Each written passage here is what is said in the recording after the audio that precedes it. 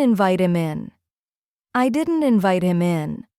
That's the part I keep saying like it absolves me of everything else.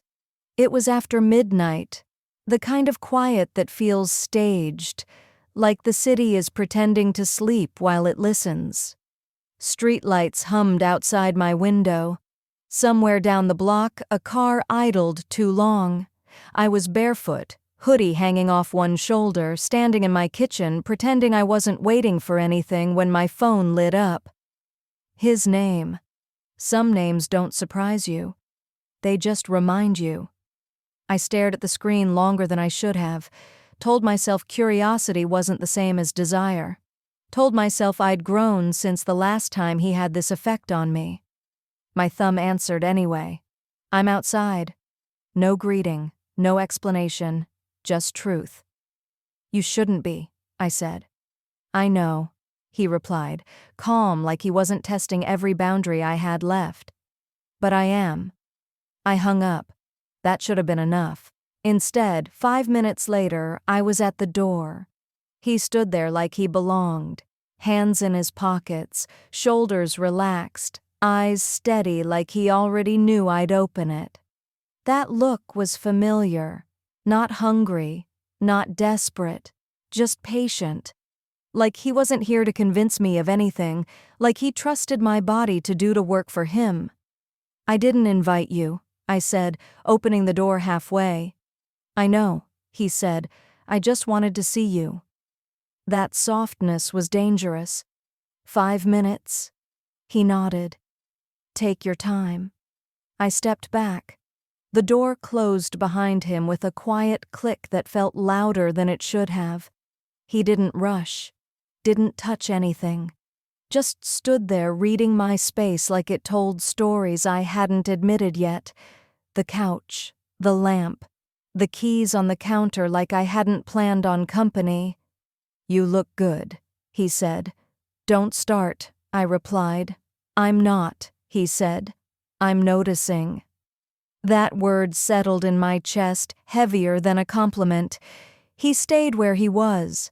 That restraint did more to me than any bold move ever could. Men who need you rush. Men who know you wait. You always come around after midnight, I said. That's when you answer. I shook my head. You don't know me like that anymore. His eyes stayed on mine. I know enough. Silence stretched, thick, unafraid. The city kept breathing outside while my thoughts got reckless. I'm not who I used to be, I said. Good, he replied. Neither am I. That was the moment, not the touching, not the closeness, the honesty. I turned away first, needing space before I admitted what my body already knew. You should go. He didn't argue, didn't step closer, just nodded. At the door, he paused, not for drama, but for truth. You still do that thing, he said quietly. What thing? Pretend you don't feel until it's already too late. Then he left. The lock clicked. The apartment felt bigger, louder, like it noticed his absence more than his presence. I stood there for a long moment, hand resting against my chest, understanding something I couldn't undo. I didn't invite him in. But after midnight, that's usually how it starts. I stayed by the door longer than I needed to, not waiting for him to come back, just listening to the quiet settle into the walls like it belonged there now. The city hadn't changed. Same hum, same distant bass, same restless night pretending it wasn't watching. But something in me had shifted. I walked back into the living room, the light still low, the air still holding his presence like it hadn't decided whether to leave yet. I sat on the edge of the couch, elbows resting on my knees, hands clasped like I needed something solid to hold on to. I told myself I was fine. That was another lie. It wasn't about him coming over. It was about how little effort it took to disrupt my balance, how easily memory slipped past discipline and made itself comfortable. I replayed the moment he stood there, not touching, not crowding, just existing with intention. The way restraint can feel louder than action if you let it, the way some people don't chase you, they wait. And somehow that feels worse. I leaned back, staring at the ceiling.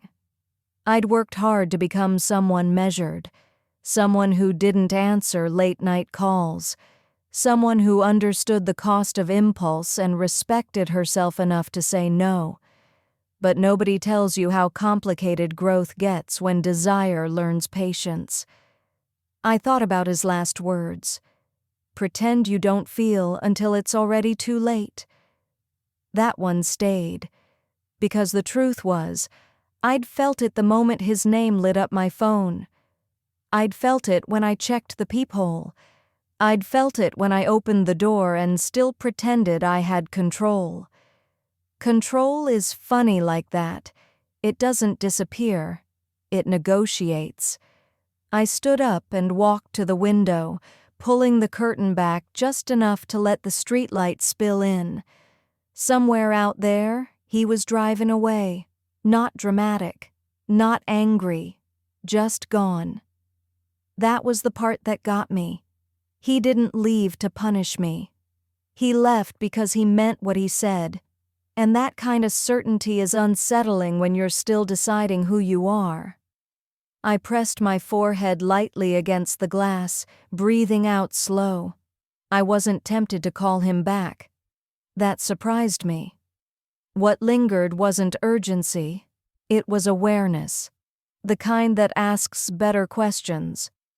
What did I actually want? Comfort? Or truth? Familiarity? Or growth?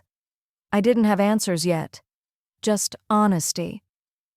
I let the curtain fall back into place and turned off the lamp, letting the room return to shadow. Tomorrow would come with its routines and responsibilities.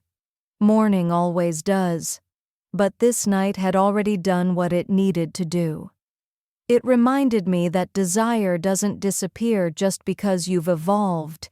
It just asks to be acknowledged, not obeyed, not ignored, understood. I didn't invite him in, but I couldn't pretend the night hadn't invited me to be honest with myself.